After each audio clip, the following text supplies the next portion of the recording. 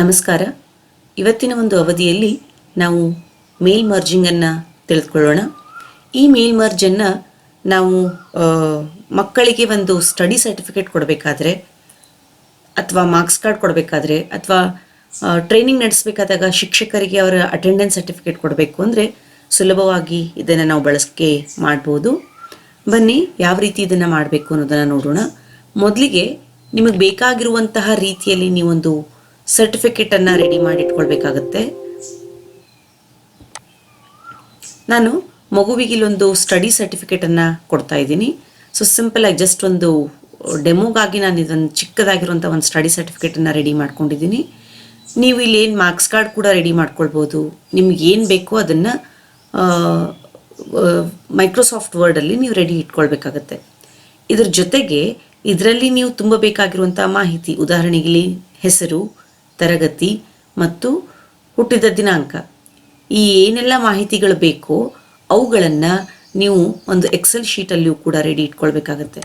ನೋಡಿ, ಇಲ್ಲಿ ನಾನೊಂದು ಎಕ್ಸೆಲ್ ಶೀಟನ್ನು ಕೂಡ ರೆಡಿ ಮಾಡಿ ಇಟ್ಕೊಂಡಿದ್ದೀನಿ.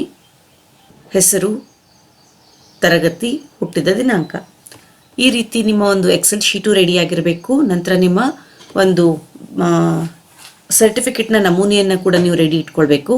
ಆ ಸರ್ಟಿಫಿಕೇಟಲ್ಲಿ ಯಾವೆಲ್ಲ ಅಂಶಗಳು ನಿಮಗೆ ಬೇಕೋ ಎಕ್ಸೆಲಲ್ಲಿ ಅವೆಲ್ಲ ನಿಮಗೆ ಹೆಡ್ಡಿಂಗ್ ಆಗಿರಬೇಕು. ಆ ಹೆಡ್ಡಿಂಗ್ ಅಂಡರೆ ನೀವು ಮಾಹಿತಿಯನ್ನು ಬರೆಸ್ಬೇಕಾಗತ್ತೆ. ಈಗ ಆ ನಂತರ ಈ ಎರಡು ಸರ್ಟಿಫಿಕೇಟ್ ಆಗಿರ್ಬೋದು ಅಥವಾ ಎಕ್ಸೆಲ್ ಶೀಟ್ ಆಗಿರ್ಬೋದು, ಎರಡನ್ನೂ ನೀವು ಸೇವ್ ಮಾಡಿ ಇಟ್ಕೊಳ್ಬೇಕು. ಸದ್ಯಕ್ಕೆ ನಾನು ಇದನ್ನು ಕ್ಲೋಸ್ ಮಾಡ್ತಾ ಇದ್ದೀನಿ. ನನ್ನ ಸರ್ಟಿಫಿಕೇಟನ್ನು ನಾನು ಓಪನ್ ಮಾಡ್ಕೊಳ್ತಾ ಇದ್ದೀನಿ. ಸೊ ನನಗಿಲ್ಲಿ ಮೇಲ್ ಮರ್ಜಿಂಗಿಗೆ ವರ್ಡಲ್ಲಿ ಒಂದು ಸರ್ಟಿಫಿಕೇಟ್ ಬೇಕು, ಎಕ್ಸೆಲಲ್ಲಿ ಆ ಸರ್ಟಿಫಿಕೇಟಲ್ಲಿ ನೀವು ತುಂಬ ಬೇಕಾದ ಮಾಹಿತಿಯನ್ನು ನೀವು ರೆಡಿ ಇಟ್ಕೊಂಡಿದ್ದೀರಾ. ಸೊ ನೀವು ರಿಸಲ್ಟ್ ಶೀಟನ್ನು ಮಾಡಬೇಕಾದ್ರೆ ಎಲ್ಲ FA1 FA2 ಎಕ್ಸಾಮಿನ ಒಂದು ಮಾಹಿತಿಯಲ್ಲಿ ರೆಡಿ ಇಟ್ಕೊಂಡಿದ್ದೀರಾ. ಶಿಕ್ಷಕರಿಗೆ ನೀವು ಅಟೆಂಡೆನ್ಸ್ ಸರ್ಟಿಫಿಕೇಟ್ ಕೊಡಬೇಕು ಅಂದರೆ ಶಿಕ್ಷಕರ ಹೆಸರು ಮತ್ತು ಶಾಲೆ, ಈ 2 ಕಾಲಮ್ ಬರುತ್ತೆ. ಆ 2 ಕಾಲಮನ್ನು ನೀವು ರೆಡಿ ಇಟ್ಕೊಂಡಿರ್ತೀರ. ಈಗ ಹೇಗೆ ಮೇಲ್ ಮರ್ಜ್ ಮಾಡಬೇಕು ಅನ್ನೋದನ್ನು ನೋಡೋಣ. ಸೊ ನಾನು ವರ್ಡನ್ನು ಓಪನ್ ಮಾಡಿದ್ದೀನಿ, ನನ್ನ ಫಾರ್ಮ್ಯಾಟನ್ನು ರೆಡಿ ಇಟ್ಟಿದ್ದೀನಿ. ಮೇಲಿಂಗಿಗೆ ಹೋಗಬೇಕು. ಸೊ ಈ ಮೇಲಿಂಗಲ್ಲಿ ಸ್ಟಾರ್ಟ್ ಮೇಲ್ ಮರ್ಜನ್ನು ಚೂಸ್ ಮಾಡಿ. ಸ್ಟಾರ್ಟ್ ಮೇಲ್ ಮರ್ಜ್ ಮೇಲೆ ನೀವು ಕ್ಲಿಕ್ ಮಾಡಿದಾಗ ಇಲ್ಲಿ step by step mail merge wizard ಇದೆ, ಅದರ ಮೇಲೆ ಕ್ಲಿಕ್ ಮಾಡಿ. ಇದು ತುಂಬ ಸುಲಭವಾಗಿರುತ್ತೆ. ಇದರಲ್ಲಿ ಡಿಫಾಲ್ಟ್ ಆಗಿ ಲೆಟರ್ಸ್ ಅಂತ ಚೂಸ್ ಆಗಿರುತ್ತೆ. ಇದು ಲೆಟರ್ಸ್ ಹಾಗೇ ಇರಲಿ. ನಂತರ ನೀವಿಲ್ಲಿ ಏನು ಮಾಡಬೇಕು ಅಂತ ಇದು ಗೈಡ್ ಮಾಡ್ತಾ ಇರುತ್ತೆ. ಸೊ ಒಟ್ಟು 6 ಸ್ಟೆಪ್ಪಲ್ಲಿ ಇದು ಕಂಪ್ಲೀಟ್ ಆಗುತ್ತೆ. ಸೊ ಸ್ಟಾರ್ಟಿಂಗ್ ಡಾಕ್ಯುಮೆಂಟ್ ಅಂತ ಇದೆ, ಅದರ ಮೇಲೆ ನಾನು ಕ್ಲಿಕ್ ಮಾಡ್ತಾ ಇದ್ದೀನಿ. ನಂತರ ಇಲ್ಲಿ ಕೇಳುತ್ತೆ use the current document, start from template, start from the existing document ಅಂತ ಇದೆ. ಸೊ ನಾನು ಇವಾಗ ಸದ್ಯಕ್ಕೆಲ್ಲ ಡಾಕ್ಯುಮೆಂಟ್ ರೆಡಿ ಮಾಡಿ ಇಟ್ಕೊಂಡಿದ್ದೀನಿ.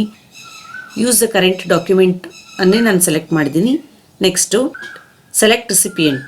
ಸೊ ಈ ಸೆಲೆಕ್ಟ್ ರಿಸಿಪಿಯೆಂಟ್ ಅಂದರೆ ಯಾವುದು ಅಂದರೆ ನಾವು ಎಕ್ಸೆಲ್ ಶೀಟಲ್ಲಿ ಏನು ಮಾಡಿದ್ದೀವೋ ಅದು, ಅಂದರೆ ನಿಮ್ಮ ಸೋರ್ಸು, ಅಲ್ಲಿಂದ ನೀವು ಮಾಹಿತಿಯನ್ನು ಇದರಲ್ಲಿ ಹಾಕ್ತಾ ಇದ್ದೀರಾ. ಸೊ ಆ ಸೋರ್ಸ್ ಎಲ್ಲಿದೆಯೋ ನೀವು ಅದನ್ನು ಬ್ರೌಸ್ ಮಾಡಬೇಕಾಗುತ್ತೆ. ಸೊ ಇಲ್ಲಿ ನಾನು ಯೂಸ್ ಆ್ಯಂಡ್ ಎಕ್ಸಿಸ್ಟಿಂಗ್ ಲಿಸ್ಟ್ ಇದು ಸೆಲೆಕ್ಟ್ ಆಗಿರುತ್ತೆ ಡಿಫಾಲ್ಟ್ ಆಗಿ. ಅಂದರೆ ನೀವು ಆಗಲೇ ಆ ಸೋರ್ಸನ್ನು ರೆಡಿ ಇಟ್ಟಿದ್ದೀರಾ, ಹಾಗಿದ್ರೆ ಅದು ಎಲ್ಲಿದೆ ಅಂತ ನಾನು ಹುಡುಕಬೇಕು. ಸೊ ಬ್ರೌಸ್ ಅಂತ ಕೊಡ್ತಾ ಇದ್ದೀನಿ. ಸೊ ಬ್ರೌಸಲ್ಲಿ ಡೆಸ್ಕ್ಟಾಪ್ ಮೇಲೆ ನಾನು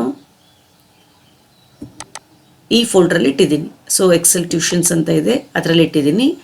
ಅದರಲ್ಲಿ ಆ ಎಕ್ಸೆಲ್ ಶೀಟಲ್ಲಿ ಈ ಡ್ರಾಪ್ ಡೌನ್ ಅನ್ನುವಂತಹ ಶೀಟಲ್ಲಿ ನನ್ನ ಮಾಹಿತಿ ಇದೆ. ಆ ಹೆಸರು ಕೂಡ ನೀವು ನೆನಪಲ್ಲಿ ಇಟ್ಕೊಳ್ಬೇಕು. ಯಾವ ಶೀಟಲ್ಲಿ ಅಥವಾ ಆ ಶೀಟಿಗೆ ಯಾವ ಹೆಸರನ್ನು ಕೊಟ್ಟಿದ್ದೀರಾ ನೀವು ಅದನ್ನು ನೆನಪಲ್ಲಿ ಇಟ್ಕೊಳ್ಬೇಕಾಗುತ್ತೆ. ಸೊ ನಾನು ಡ್ರಾಪ್ ಡೌನ್ ಲಿಸ್ಟಲ್ಲಿ ಇರೋದ್ರಿಂದ ನಾನು ಡ್ರಾಪ್ ಡೌನ್ ಲಿಸ್ಟನ್ನು ಚೂಸ್ ಮಾಡ್ತಾ ಇದ್ದೀನಿ. ನೋಡಿ, ಇಲ್ಲಿ ಆ ಡ್ರಾಪ್ ಡೌನ್ ಶೀಟ್ ಮಾತ್ರ ಓಪನ್ ಆಯಿತು. ಇಲ್ಲಿ ನೇಮ್ ಇದೆ, ಕ್ಲಾಸ್ ಇದೆ, ಪಕ್ಕದಲ್ಲಿ ಡೇಟ್ ಆಫ್ ಬರ್ತು ಕೂಡ ಇದೆ. ಸೊ ಈ ಶೀಟೇ ನನಗೆ ಬೇಕಾಗಿರೋದು. ನಾನು ಇವಾಗಿಲ್ಲಿ ಓಕೆ ಅಂತ ಕೊಡ್ತಾ ಇದ್ದೀನಿ. ಓಕೆ ಅಂತ ಕೊಟ್ಟ ತಕ್ಷಣ ಸೊ ರೈಟ್ ಯೋರ್ ಲೆಟ್ರ್ ಅಂತ ಇದೆ ಇಲ್ಲಿ.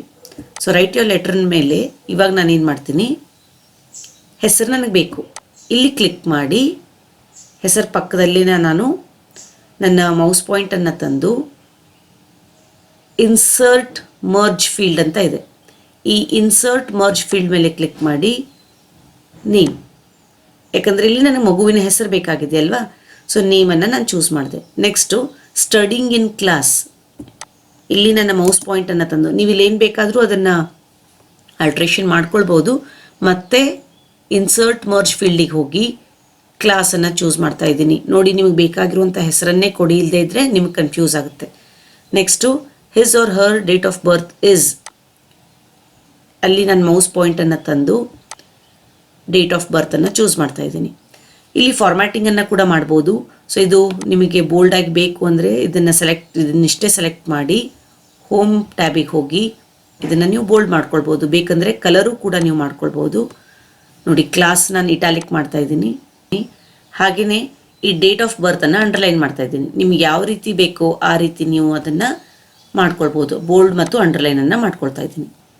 ಸೊ ನಿಮ್ಮೆಲ್ಲ ಮಾಹಿತಿಯನ್ನು ಹಾಕಾದ್ಮೇಲೆ ನೆಕ್ಸ್ಟ್ ಪ್ರಿವ್ಯೂ ಯುವರ್ ಲೆಟರ್ಸ್, ಅಂದರೆ ಯಾವ ರೀತಿ ಬರುತ್ತೆ ಅಂತ ನೀವು ಪ್ರಿವ್ಯೂ ಅದನ್ನು ಚೆಕ್ ಮಾಡಬೇಕಾಗಿದೆ. ನೋಡಿ, ಇದು ಮೊದಲೇ ಮಗುವಿನ ಹೆಸರು ವಿರಾಜ್ ಅಂತಾಗಿತ್ತು. ಇಲ್ಲೇ ನೀವು ಇದನ್ನು ಚೆಕ್ ಮಾಡ್ಬೋದು. ಎರಡನೇ ಮಗುವಿಂದು 3, 4, 5, 6, 9 ಮಕ್ಕಳಿದ್ರು ಈ ರೀತಿ. ಸೊ ಎಲ್ಲ ಮಕ್ಕಳ ಒಂದು ಮಾಹಿತಿಯನ್ನು ನೀವು ಇಲ್ಲಿ ಗಮನಿಸ್ಬೋದು. ಎಷ್ಟು ಮಕ್ಕಳು, 100 ಮಕ್ಕಳಿದ್ರೆ 100 ಮಕ್ಕಳದ್ದು ಬರುತ್ತೆ, ಏನೂ ತೊಂದರೆ ಇಲ್ಲ. ಸೊ ಇಲ್ಲಿ 9 ಮಕ್ಕಳ ಮಾಹಿತಿ ಸರಿಯಾಗಿದೆಯೋ ಇಲ್ವೋ ನಾನು ಚೆಕ್ ಮಾಡಿದೆ. ಯಾಕಂದರೆ ನಾವು ಸೋರ್ಸಲ್ಲಿ ಯಾವ ರೀತಿ ಫೀಡ್ ಮಾಡಿರ್ತೀವೋ ಅದೇ ಇಲ್ಲಿ ಬರುತ್ತೆ. ಸೊ ಬೇಕಿದ್ರೆ ಒಂದ್ಸರಿ ನೀವು ಇಲ್ಲಿ ಚೆಕ್ ಮಾಡ್ಕೊಳ್ಬಹುದು. ನಂತರ ಕಂಪ್ಲೀಟ್ ದ ಮರ್ಜ್ ಅಂತ ಕೊಡಿ. ಎಡಿಟ್ ಇಂಡಿವಿಜುವಲ್ ಲೆಟರ್ಸ್ ಮೇಲೆ ಕ್ಲಿಕ್ ಮಾಡಿ. ಸೊ ಆಲ್ ಅಂದರೆ ಓಕೆ ಅಂತ ಕೊಟ್ಬಿಟ್ರೆ 9 ಬರುತ್ತೆ. ಮೊದಲಿನ 4 ಅಷ್ಟೇ ಬೇಕು ಅಂದರೆ ಫ್ರಾಮ್ 1 to 4 ಅಂತ ಕೊಟ್ಟು ಓಕೆ ಅಂತ ಕೊಟ್ಟರೆ ಆ ಮೊದಲಿನ 4 ಸರ್ಟಿಫಿಕೇಟ್ಸ್ ಮಾತ್ರ ಬರುತ್ತೆ. ನನಗೆಲ್ಲ ಬೇಕಾಗಿದೆ, ಎಲ್ಲದನ್ನು ನಾನು ಓಕೆ ಅಂತ ಹೇಳ್ತಾ ಇದ್ದೀನಿ.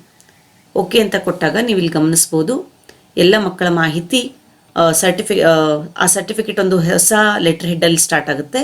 ನೀವು ಇದನ್ನು ಸೇವ್ ಮಾಡ್ಕೊಳ್ಬೋದು. File, save as. ಸೊ ಒಂದು ಪ್ಲೇಸನ್ನು ಕೊಡಿ, ಬ್ರೌಸ್. ನಾನು ಡೆಸ್ಕ್ಟಾಪ್ ಮೇಲೆ ಸೇವ್ ಮಾಡ್ತಾ ಇದ್ದೀನಿ. ಇದನ್ನು ಸ್ಟಡಿ ಸರ್ಟಿಫಿಕೇಟ್ ಅಂತ ಸೇವ್ ಮಾಡ್ತಾ ಇದ್ದೀನಿ. ಸೇವ್ ಅಂತ ಕೊಡಿ. ನೋಡಿ, ಇದು ನೀವು ಸೇವ್ ಮಾಡಿ ನಿಮ್ಮ ಫೋಲ್ಡ್ರಲ್ಲಿ ಇಟ್ಕೊಳ್ಬೇಕಾಗಿರುವಂಥ ಮಾಹಿತಿ. ಸೊ ಇಲ್ಲಿ ನೀವು ಮತ್ತೆ ಇದನ್ನ you can use it as a word. ಎಲ್ಲ ಒಂದೊಂದು ಪೇಜಿಗೆ ತುಂಬ ಜಾಗ ಹೋಗ್ತಾ ಇದೆ ಅಂದರೆ ಇಲ್ಲಿ ನೀವು ಇದನ್ನು ಎಡಿಟ್ ಮಾಡಿ ಎಲ್ಲ ಮಕ್ಕಳ ಮಾಹಿತಿಯನ್ನು, ತುಂಬ ಜಾಗ ಇದ್ದರೆ ನೀವು ಈ ರೀತಿ ಸರ್ಟಿಫಿಕೇಟ್ಸ್ಗಳನ್ನು ಒಂದೆಡೆ ಕಲೆಕ್ಟ್ ಮಾಡಿ ಅದರ ಪ್ರಿಂಟೌಟನ್ನು ತೆಗೆದು ಕೊಡ್ಬೋದು. ಈ ರೀತಿ ನಾವು ಮೇಲ್ ಮರ್ಜನ್ನು ಮಾಡ್ತೀವಿ. ಮತ್ತೆ ಭೇಟಿಯಾಗೋಣ. ಧನ್ಯವಾದಗಳು.